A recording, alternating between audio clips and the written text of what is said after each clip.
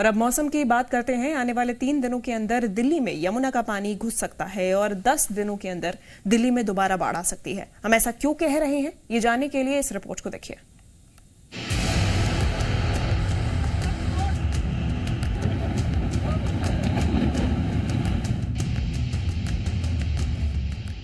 दिल्ली में बाढ़ की वापसी।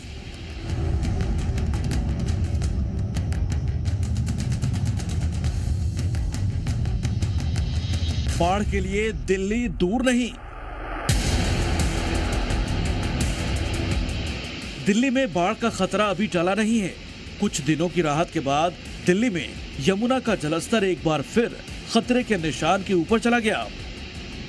खतरा अभी टला नहीं है, यानी कि 20,000 से ऐसे ज़्यादा लोग जो सरकारी इंतज़ामों के ज़रिए गुजर बसर कर रहे हैं वो वापस यमुना नदी के किनारों पर ना लौटें, और तब तक वो ना लौटें जब तक चेतावनी का जो यमुना का जलस्तर है 204.50 उसके 48 घंटों तक कंसिस्टेंट पानी बना नहीं रहता। पिछली बार जिस हथनी कुंड बैराज में पानी छोड़ने की वजह से दिल्ली में बाढ़ आई थी, उसी बैराज के गेट फिर खोल दिए गए और इस बार एक दिन के अंदर ही 10 लाख क्यूसेक से ज्यादा पानी यमुना में रिलीज किया गया। हथनी कुंड बैराज से पानी छोड़ने के बीच यमुना फिर उफान पर आ गई। सुबह 5 बजे से लगातार यमुना में पानी को डाइवर्ट किया गया।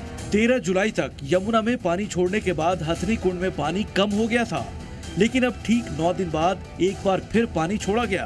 ये पानी अगले 60 से 72 घंटों में दिल्ली तक पहुंचेगा, यानी अगले 2 से 3 दिन दिल्ली पर भारी पड़ने वाले हैं।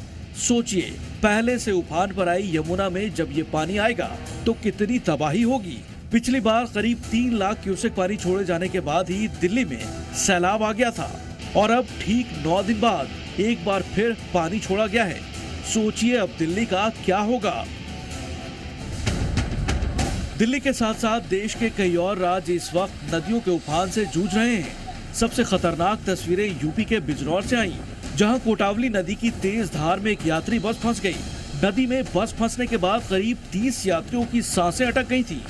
नदी का बहाव इतना तेज था कि इसमें जाने की किसी की भी हिम्मत नहीं हुई। आखिरकार क्रेन की मदद से यात्रियों की जान बचाई गई। इसी तरह उत्तर प्रदेश में गंगा नदी भी उफान पर है।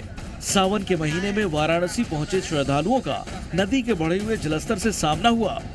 तमाम छोटी जो मंदिरें थी घाट किनारे की वो पूरे जलमग्न हो चुके हैं। अब बड़ी मंदिरों में भी गंगा ने अपना रुख कर लिया। देखिए ये ब्रह्मनेश्वर महादेव मंदिर है, इसमें भी पानी जा चुका है और यहाँ देखिए श्रद्धालु हैं जो सावन माह में आते हैं और यहाँ पे आस्था की डुबकी लगाते हैं, इनमें भी कोई कमी नहीं रही है।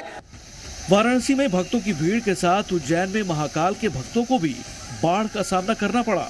यहाँ तो महाकाल मंदिर के नंदी हॉल और गर्भगृह तक पानी आ गया। बीती रात से ही मंदिर में पानी भरना शुरू हो गया था और अब ये पानी मंदिर प्रांगण के हर कोने तक पहुंच गया है। इसी के साथ जम्मू कश्मीर भी नदियों के तेज बहाव से जूझ रहा है।